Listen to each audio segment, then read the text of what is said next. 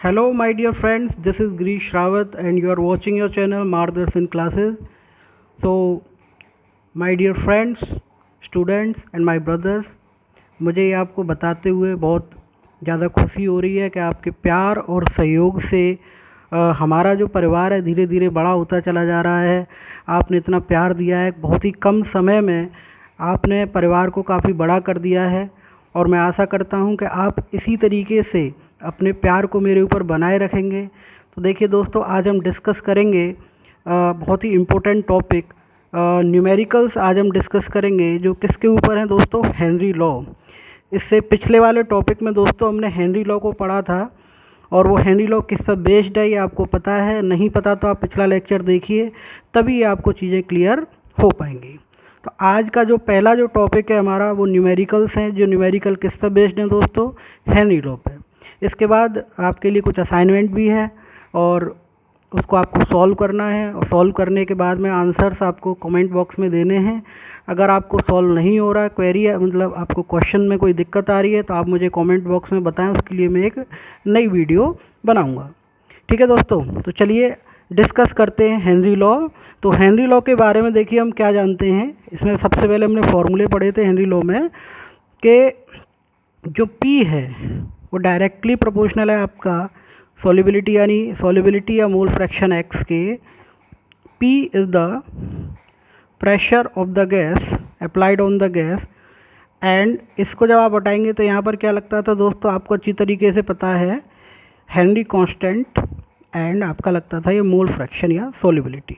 चलिए दूसरा वाला दोस्तों, एक और फॉर्मूला था हमारा, वो भी आपको पता है, वो मैंने आपको डिस्कस कर दिया है।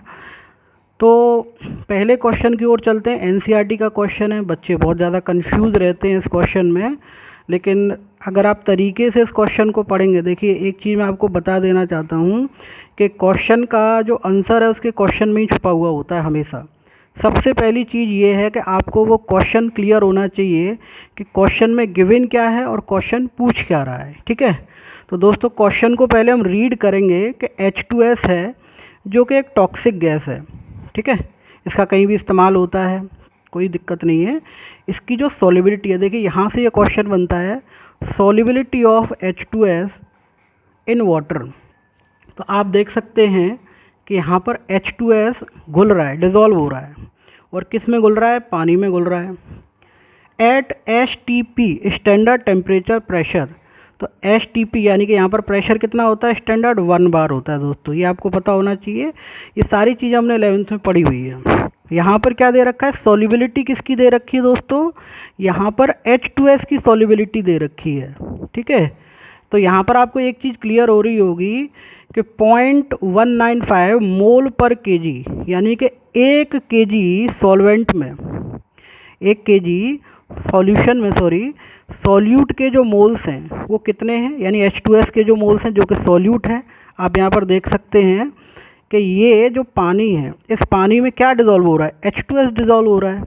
तो इसके जो मोल्स हैं वो कितने हैं, 0.195। ठीक है, और क्या कह रहा है क्वेश्चन, आपको क्या कैलकुलेट करना है, हेनरी लॉ कांस्टेंट।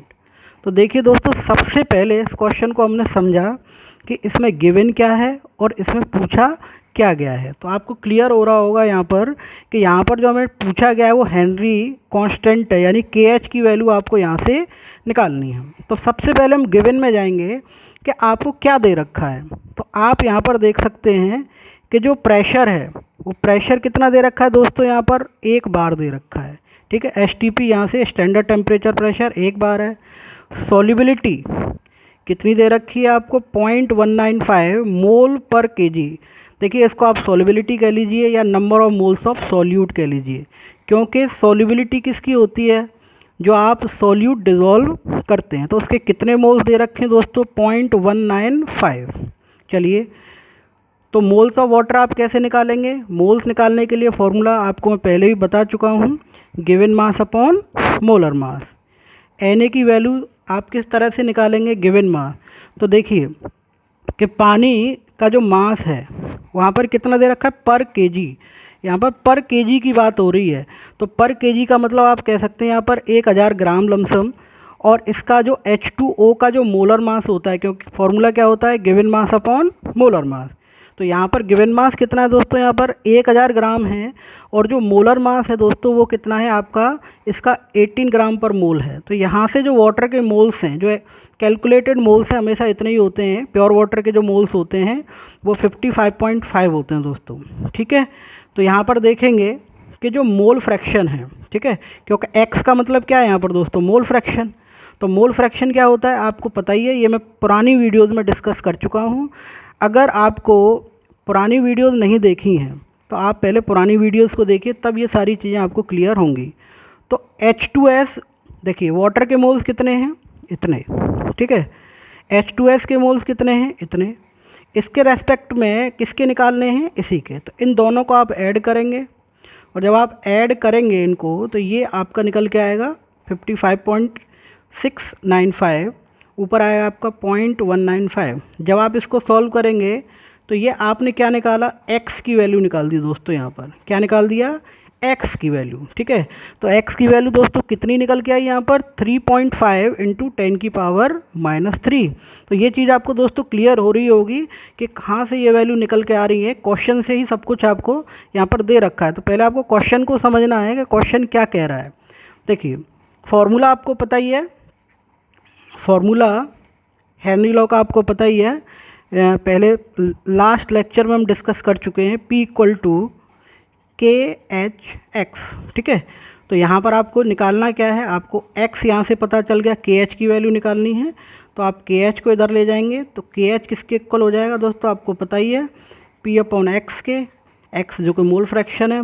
प्रेशर कितना दे रखा है दोस्तों, 1 बार दे रखा है, और जो x की वैल्यू जो हमने यहाँ से कैलकुलेट की है, जो मोल फ्रैक्शन है वो कितना है दोस्तों, 3.5 इंटू 10⁻³ इसको सॉल्व करेंगे तो कितना निकल के आएगा, 285.6 बार।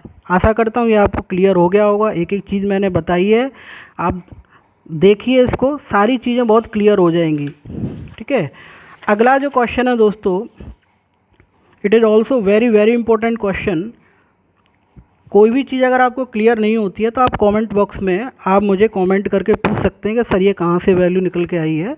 तो मैं आपको लगातार वहाँ पर मिलूँगा, आपकी हेल्प करता रहूँगा, मदद करता रहूँगा, ठीक है। तो दोस्तों देखिए यहाँ पर दूसरा क्वेश्चन दे रखा है, इसको भी क्वेश्चन को अच्छी तरीके से रीड करना है, उसके बाद ही आपका इसका आंसर निकल के आएगा। बहुत ही इंपॉर्टेंट क्वेश्चन है, बच्चे बहुत ज़्यादा कंफ्यूज हो जाते हैं इसे सॉल्व करते टाइम।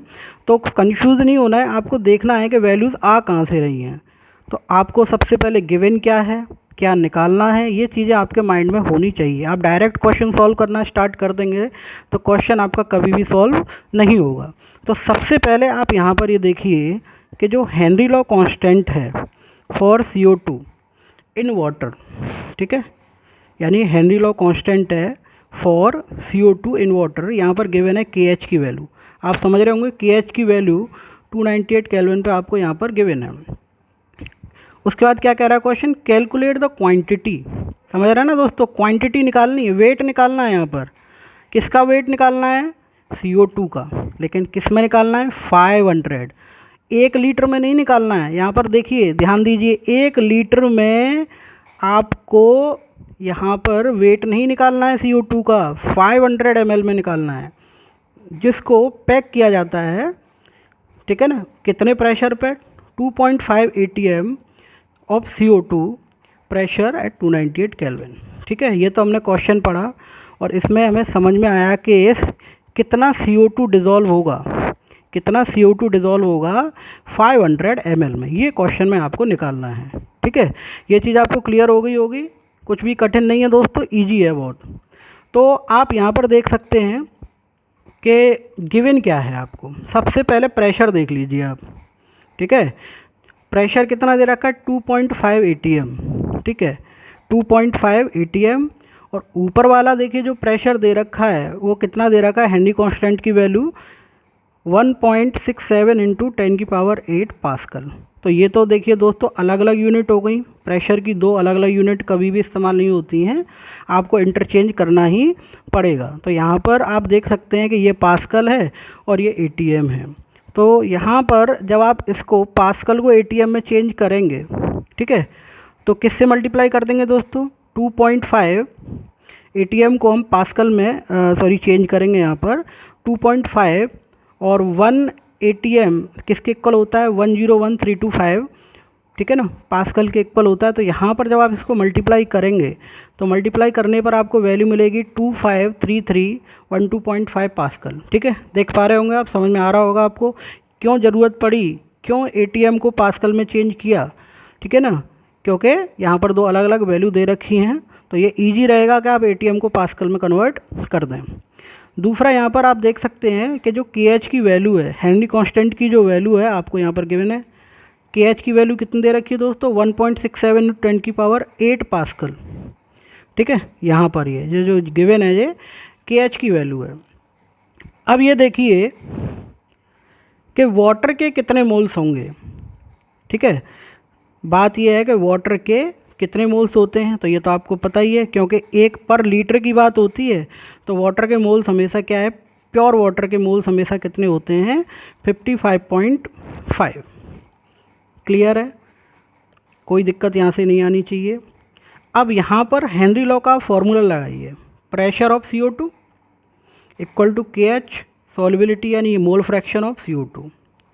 तो यहाँ पर ये देख सकते हैं कि आपको निकालना क्या है, x CO2 यहाँ पर आप लेके गए यानी कि मोल फ्रैक्शन P/K है। तो प्रेशर आपको दे रखा है। यहाँ से देखिए दोस्तों कि प्रेशर की जो वैल्यू है, हमने जो प्रेशर निकाला था वो यहाँ से निकल के आ गया आपका, और KH की वैल्यू आपको गिवन है ऊपर से, तो यहाँ पर रख दीजिए। तो यहाँ पर किसके मोल्स निकल के आ गए, x CO2, ठीक है ना, किसके मोल्स निकल के आ गए x के, यानी कि CO2 के मोल्स निकल के आ गए कितने 1.52 × 10⁻3, ठीक है। चलिए, लेकिन यहाँ पर मोल फ्रैक्शन आपको निकालना पड़ेगा, मोल फ्रैक्शन, क्योंकि आप देख सकते हैं कि 1.52 × 10⁻3 ये एक बहुत ही छोटी क्वांटिटी है, और अगर क्वांटिटी बहुत छोटी है, बहुत ज़्यादा ये मान लीजिए, तो इसको क्या कर दिया जाएगा, यहाँ पर नेगलेक्ट कर दिया जाएगा। तो यहाँ पर इसको हम नेगलेक्ट कर सकते हैं। तो आप यहाँ पर आइए, देखिए आपको x CO2 की वैल्यू निकालनी है पहले, क्योंकि ये क्वांटिटी बहुत छोटी थी, इसका एडिशन इसमें करने पर इस पर कोई फ़र्क नहीं पड़ेगा, ठीक है। अगर मैं इसकी वैल्यू इसमें ऐड भी कर दूंगा तो इस पर कोई फ़र्क पड़ेगा नहीं, यानी मान लीजिए 55.5 में अगर मैं 0.001 ऐड कर दूं तो इस पर कोई फ़र्क नहीं पड़ेगा, और जहाँ पे कोई फ़र्क नहीं पड़ता वहाँ पर उस क्वांटिटी को क्या कर दिया जाता है दोस्तों, नेगलेक्ट कर दिया जाता है, ठीक है। तो ये यहाँ पर नेगलेक्ट कर दिया हमने। ऊपर बचा आपका NCO2, यानी ये तो आपने यहाँ से निकाल ही लिए हैं 1.5, सॉरी XCO2 यहाँ से आपकी वैल्यू दे रखी है, तो इसकी वैल्यू आप निकालेंगे, XCO2 की जगह ये वाली वैल्यू पुट कर दीजिए 1.52 × 10⁻3, और नीचे यहाँ पर देखिए 55.5, इसके तो मोल्स आपको पता ही है, मल्टीप्लाई कर दीजिए। तो नंबर ऑफ मोल्स ऑफ क्या निकल के आपके आ गए यहाँ पर दोस्तों, ये आपके निकल के आ गए कि number of moles of CO2 कितने होंगे। तो यहाँ से चीज़ ये क्लियर हो रही होगी आपको कि 1 लीटर में 0.044 मोल पर लीटर, ये क्लियर है। 1 लीटर में जो मोल्स हैं वो कितने हैं 0.0844। लेकिन क्वेश्चन हमारा क्या कह रहा है, दोबारा से आप क्वेश्चन पर लौट के आएंगे कि ये मोल्स आपको कितने में निकालने हैं, 500 ml में। तो देखिए दोस्तों, अगर 500 ml में आपको मोल्स निकालने हैं, और ये हमने किसके लिए निकाले हैं 1 लीटर के लिए, तो ऑब्वियस सी बात है इसको डिवाइड कर दीजिए, किससे डिवाइड कर दीजिए 2 से डिवाइड कर दीजिए, क्योंकि 1 लीटर का आधा हो गया 500 ml। तो इसके ये जो मोल्स हैं वो कितने निकल के आए 0.0422। ये क्लियर हो रहा होगा आपको। उसके बाद लेकिन क्वेश्चन में आपको निकालना क्या है कि amount of CO2 present in 500 ml। तो CO2 की अमाउंट कितनी होगी, तो ये देखिए आपको नंबर ऑफ मोल्स पता है, नंबर ऑफ मोल्स कितने दे रखे हैं आपको, यहाँ से क्लियर हो गए 0.044। आपको वेट, ठीक है ना, ये निकालना है, और मोलर मास, ठीक है। नंबर ऑफ मोल्स निकालने के लिए given mass upon molar mass formula होता है, आप जानते हैं अच्छी तरीके से। तो नंबर ऑफ मोल्स तो यहाँ पर आपके 500 ml में निकल के आगे कितने 0.0422, और जो मोलर मास है CO2 का आप देख सकते हैं, कार्बन का 12 होता है, ऑक्सीजन का 16 × 2, तो ये कितना हो गया दोस्तों, आपको 44 हो गया। ठीक है, यहाँ से आप मल्टीप्लाई करेंगे तो ये आंसर निकल के आएगा आपका 1.86 ग्राम। तो ये चीज़ें क्लियर हो गई होंगी बिल्कुल, मैं आशा करता हूँ बिल्कुल कंसेप्ट क्लियर हो रहा होगा कि क्या निकालना है, क्या पूछा गया है, क्या गिवन है। ये सारी चीज़ें आपको पता होनी चाहिए। जब तक ये क्लियर नहीं होगा तो दिक्कत होगी। चलिए, ये तीसरा भी एनसीईआरटी का क्वेश्चन है, अलग टाइप का है थोड़ा सा, इसको भी देखें, इजी है कंपैरेटिवली। देखिए आपको क्या दे रखा है, the partial pressure of ethane over a saturated solution containing 6.56 into 10⁻² gram of ethane is 1 बार। ठीक है, क्वेश्चन क्लियर है। देखिए आपको क्या दे रखा है, ये 6.56 इंटू 10⁻², तो ये मास है। आप कहोगे सर मास ये कहाँ से आ गया, तो ये फॉर्मूला मैं आपको पीछे बता चुका हूँ, आप देख लें एक बार वीडियो में। ठीक है ना, तो यहाँ पर ये देखिए ये मास दे रखा है, तो m = kHp। ठीक है, ये फॉर्मूला है, यहाँ पर लगेगा, ये भी हेनरी लॉ के लिए ही है जहाँ पर मास दे रखा होता है। ठीक है, तो यहाँ पर क्या दे रखा है, प्रेशर कितना दे रखा है दोस्तों, 1 बार दे रखा है, 1 बार। ठीक है ना। अच्छा, ये कह रहा है क्वेश्चन कि the partial pressure of ethane over a saturated solution containing 6.56 into 10⁻6 of gram of ethane is 1 बार। जब मास कितना था, 6.56 इंटू 10⁻² ग्राम था, तो प्रेशर कितना था, 1 बार था। प्रेशर कितना था, 1 bar. If the solution contain 5 into 10⁻², आप सोचिए क्वांटिटी यहाँ पर घटी, तो क्वेश्चन पूछा गया है कि ये बताइए कि फिर प्रेशर कितना हो जाएगा। जब क्वांटिटी इतनी थी, समझ में आ रहा है आपको, क्वांटिटी इतनी थी तो प्रेशर कितना था, 1 बार था। लेकिन जब क्वांटिटी कितनी हो गई, जब मात्रा घट के कितनी हो गई, 5 इंटू 10⁻² हो गई दोस्तों, तो प्रेशर कितना होगा। तो यही आपको कैलकुलेट करना है यहाँ पर। तो सबसे पहले आप ये देखिए कंडीशन 1 में क्या दे रखा है, मास दे रखा है पहले, कि पहले मास इतना था तो प्रेशर इतना था। तो आप ये जानते हैं अच्छी तरीके से कि m = kHp। तो यहाँ से आप इस फॉर्मूले से इसको निकाल सकते हैं कि मास कितना दे रखा है आपको। ठीक है, मास कितना दे रखा है, 6.56 इंटू 10⁻²। ठीक है, प्रेशर कितना दे रखा है यहाँ पर दोस्तों आपको, 1 बार। ये आपको क्लियर हो रहा होगा यहाँ से। तो यहाँ से बहुत ईजिली आप इसको निकाल सकते हैं, KH की वैल्यू आप निकाल सकते हैं। तो m/p हो जाएगा, क्या हो जाएगा दोस्तों, m/p।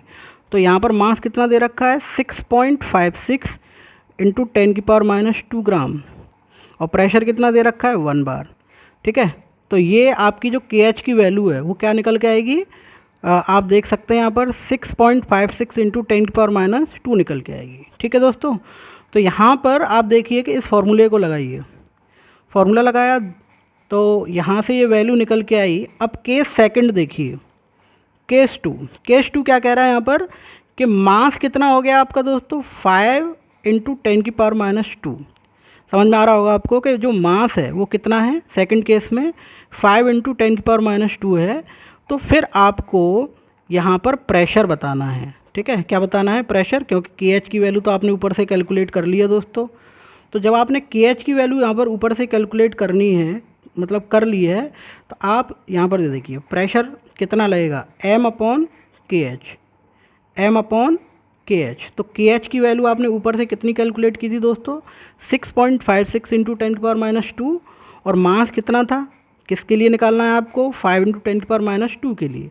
तो यहाँ पर आप आराम से इसकी वैल्यू निकाल सकते हैं, कितना निकल के आएगा, क्योंकि प्रेशर है तो यूनिट हमेशा बाहर में होगी।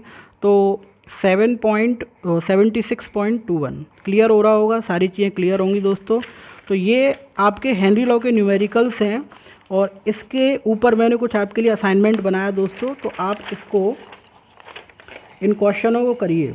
ठीक है, ये असाइनमेंट आपको रेगुलर प्रोवाइड होता रहेगा, तो आप इन क्वेश्चनों को करिए। अगर आपको नज़र नहीं आ रहे हैं तो मैं थोड़ा सा इस बोर्ड को ऊपर उठा देता हूँ, ताकि आपको ये सारी चीज़ें क्लियर हो जाएं। और एक बार मैं आपको इसको रीड करके भी बताऊँगा, तो आप लिख के भी इनको सॉल्व कर सकते हैं। ठीक है, तो देखिए समझ में आ रहा होगा आपको। ठीक है,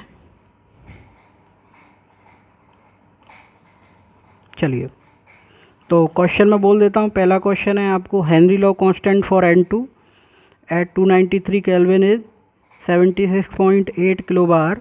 If N2 is bubbled through water at 293 Kelvin at pressure 1 atm, how many millimoles will dissolve in 10 liter of water? पहला question.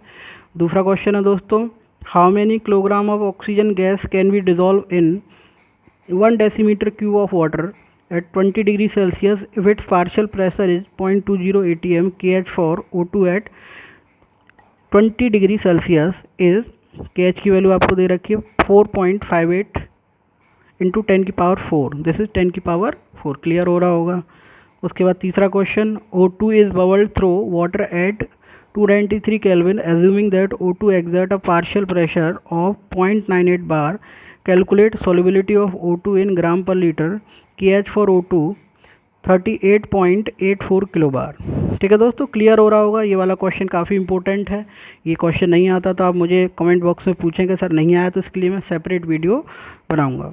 How many millimoles of a 0.1 molarity HCl are required to react completely with 1 gram mixture of Na2CO3 and NaHCO3 containing equimolar amount of 2। Very important question. नहीं आता तो comment box में बताइए, मैं बताऊँगा। Fifth question देखिए दोस्तों, बहुत इजी है, बहुत आसान है। Calculate the mass percentage of aspirin. Formula है ये, मास परसेंट निकालना है, तो इसका कोई मतलब नहीं है। एसीटोनाइट्राइल व्हेन 6.5 ग्राम ऑफ, ठीक है ना, aspirin dissolve in 450 gram of acetonitrile. ठीक है, तो ये सॉल्यूशन का मास दे रखा है, ये सॉल्यूट का मास दे रखा है इंटू 100। बहुत ईजी क्वेश्चन है, तो आप इनको अटैम्प्ट करेंगे। ठीक है, कोई दिक्कत होती है तो आप मुझे कमेंट बॉक्स में बताइए। आशा करता हूँ आपको ये सारी चीज़ें क्लियर हो गई होंगी और हेनरी लॉ से रिगार्डिंग जितने भी आपके कंसेप्ट हैं, ठीक है ना, वो बिल्कुल क्लियर हो चुके होंगे। बहुत इजी तरीके से आपको पढ़ाया जा रहा है। इसी तरीके से आपको क्लासेस लगातार देता रहूँगा मैं। इसी तरीके से आप सहयोग करते रहें, कमेंट करते रहें, इससे मेरा कॉन्फिडेंस जो लेवल है वो बूस्टअप होता रहेगा दोस्तों। और धन्यवाद आपका, आपका दिन शुभ हो। धन्यवाद।